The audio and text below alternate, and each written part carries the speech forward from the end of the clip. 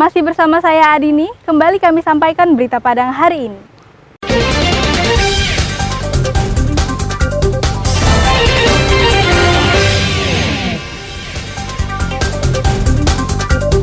Pengemudi ojek dan warga miskin Kota Padang terima bantuan sosial dampak kenaikan harga BBM. Pemko Pariaman kewalahan capai target imunisasi campak rubella kepada pelajar. Kabupaten Pasaman nomor 2 tertinggi kasus stunting di Sumatera Barat.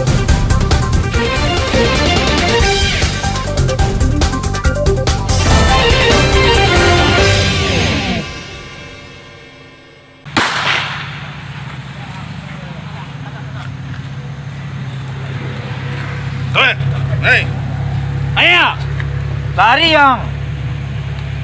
Inilah saat polisi mengejar Syofian Afendi, tersangka jambret di Padang. Tembakan polisi menghentikan upayanya untuk kabur saat ditangkap di daerah Ganting, Kecamatan Padang Timur, Selasa malam.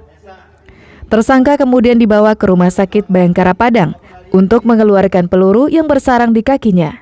Setelah itu dibawa ke Mapolresta Padang.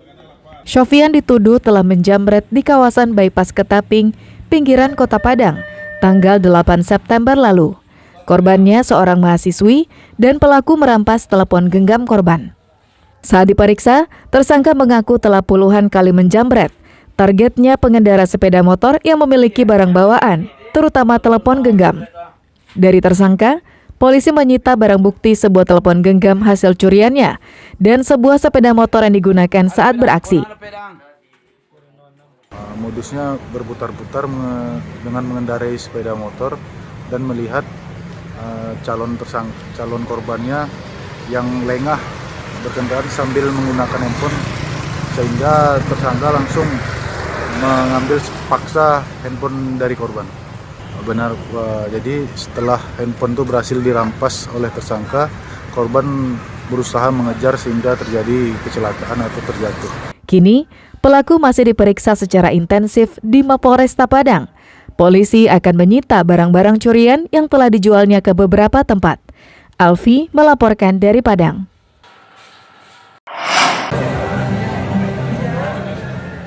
Sekitar 3.000 pengemudi ojek daring, ojek pangkalan, sopir taksi daring, dan warga miskin Kota Padang menerima bantuan dampak kenaikan harga bahan bakar minyak yang diberikan oleh Kapolda. Polda menyediakan 2 tempat pembagian, yaitu di sisi utara dan selatan halaman Mapolda Sumatera Barat. Paket sembako yang dibagikan berupa beras, mie instan, minyak goreng, dan gula pasir. Para penerima harus memperlihatkan kupon yang sudah dibagikan sebelumnya. Sedangkan bagi yang belum memiliki kupon, diarahkan kepada panitia pembagian sembako untuk didata terlebih dahulu. Mungkin sangat membantu ya Pak, saya ini banyak Bang, 90% saya biasanya dapat orderan mie biasanya 10 atau 15, sekarang dapatnya 3, 2. Itu pun nggak cukup juga untuk kehidupan, untuk makan, untuk apa. Terima kasih kepada Bapak Kapolda Sumatera Barat yang telah memberikan bantuan bansos kepada kami ojek pangkalan. Sukses Bapak Kapolda Sumatera Barat. Alhamdulillah biasa-biasa dengan penghasilan ojek online, ojek pangkalan kami mendapatkan hasil yang seadanya. Alhamdulillah berkat rahmat Allah. Amin.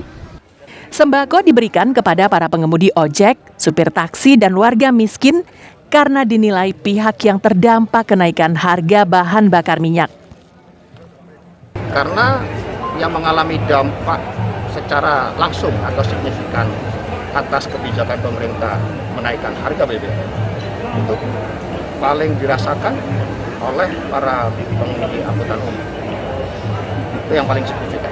Makanya sasaran utamanya kita prioritaskan kepada para pengemudi angkutan umum.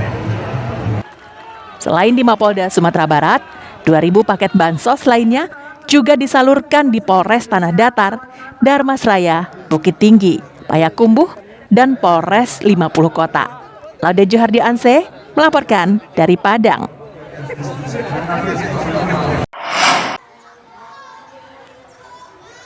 Wali Kota Pariaman, Kenius Umar, turun tangan mengejar pencapaian target imunisasi campak rubella kepada pelajar di daerah itu.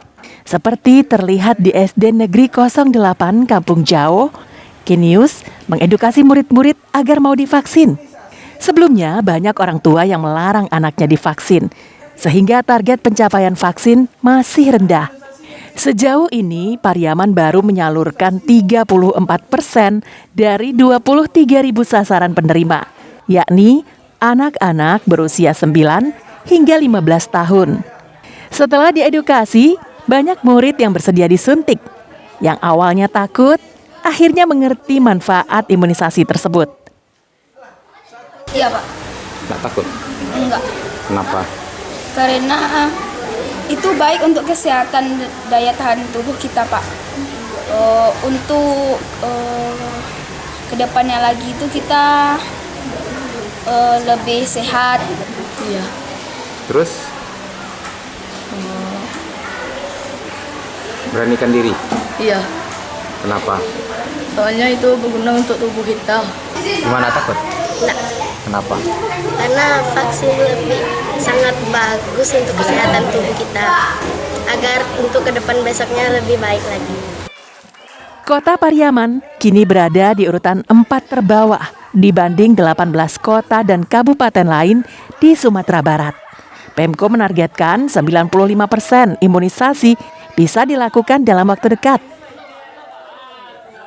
Sekarang kita sedang menggalakkan bulan imunisasi anak nasional atau BIAN, dan target Kota Pariaman adalah 95% dan kita baru mencapai 34% dan masih urutan 4 terbawah kabupaten kota di Sumatera Barat. Nah, karena itu semua pihak, Dinas Kesehatan, Dinas Pendidikan bersama-sama untuk menggalakkan BIAN di semua sekolah, termasuk saya hari ini pun ikut memantau langsung. Rendahnya angka penyaluran imunisasi campak rubella ini diduga karena kurangnya sosialisasi, sehingga masyarakat tidak mengetahui manfaatnya. Eki Rafki melaporkan dari Pariaman.